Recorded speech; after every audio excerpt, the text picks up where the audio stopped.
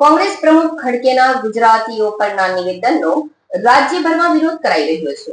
ભરૂચ જિલ્લા ભાજપ દ્વારા શહેરના 5 બત્તી વિસ્તારમાં મૌન ધરણાનું આયોજન કરવામાં આવ્યું હતું, જેમાં ભરૂચના ભાજપના મૌન ધરણા કરી ગુજરાતીઓની માફીની માંગ કરાઈ હતી। કોંગ્રેસના રાષ્ટ્રીય અધ્યક્ષ મલ્લિકાર્જુન ખડગેના ગુજરાતીઓ અંગેના વિવાદિત નિવેદન બાદ રાજ્યભરમાં વિરોધ પ્રદર્શનો શરૂ થયા છે। આ નિવેદનને કારણે રાજકીય ગરમાવો વધ્યો છે। ગુજરાતીઓ અભણ હોવાના ખડગેના નિવેદનના વિરોધના ભાગરૂપે ભરૂચ જિલ્લા ભાજપ દ્વારા શહેરના 5 બત્તી વિસ્તારમાં મૌન ધારણાનું આયોજન કરવામાં આવ્યું હતું। આ કાર્યક્રમમાં ભાજપના અનેક આગેવાનો ઉપસ્થિત રહ્યા હતા અને ખડગેના નિવેદનની સખત નિંદા કરી હતી। ધરણામાં જિલ્લા પ્રમુખ પ્રકાશ મોદી, ઉપપ્રમુખ નિરલ પટેલ, ધારાસભ્ય રમેશ મિસ્ત્રી, શહેર પ્રમુખ જતીન શાહ અને માજી જિલ્લા પંચાયત કારોબારી અધ્યક્ષ ધર્મેશ મિસ્ત્રી સહિતના આગેવાનો જોડાયા હતા। આગેવાનોએ જણાવ્યું હતું કે મહાત્મા ગાંધી અને સરદાર પટેલની પાવન ભૂમિનું અપમાન ગુજરાત ક્યારેય સહન નહીં કરે। ભાજપના આગેવાનોએ માંગ કરી હતી કે મલ્લિકાર્જુન ખડગે પોતાના નિવેદન બદલ તમામ ગુજરાતીઓ પાસે જાહેરમાં માફી માંગે। આ મુદ્દે રાજ્યભરમાં રાજકીય તણાવ વધવાની શક્યતા છે। હાલમાં ગુજરાતમાં સ્થાનિક સ્વરાજ્યની ચૂંટણીઓ ચાલી રહી છે, ત્યારે આ નિવેદનની રાજકીય અસરો જોવા મળી શકે છે।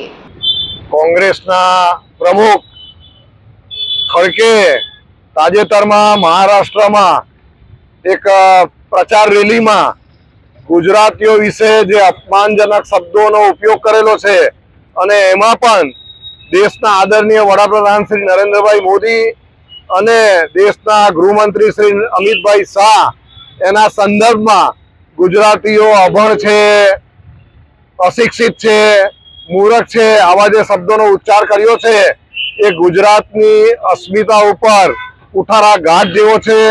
ગુજરાતનું અપમાન કર્યા બરાબર છે અને વધારેમાં એ અવારનવાર ગુજરાતીઓનું અપમાન થાય, દેશના વડાપ્રધાનનું અપમાન થાય એવા જે શબ્દો ઉચ્ચારે છે અને નરેન્દ્રભાઈ મોદીને ઝેરી સાપ એવા પણ જે સંબોધન કરેલા છે એમને અગાઉ, તો આ ખડગેના જે વાણી વિલાસ સામે ભારતીય જનતા પાર્ટી યુવા પાંખ તરફથી આજે જે 5 બત્તી મુકામે ધરણાનો કાર્યક્રમ રાખેલો છે એમાં ભારતીય જનતા પાર્ટીના શહેર અને જિલ્લાના સૌ આગેવાનો જોડાયેલા છે।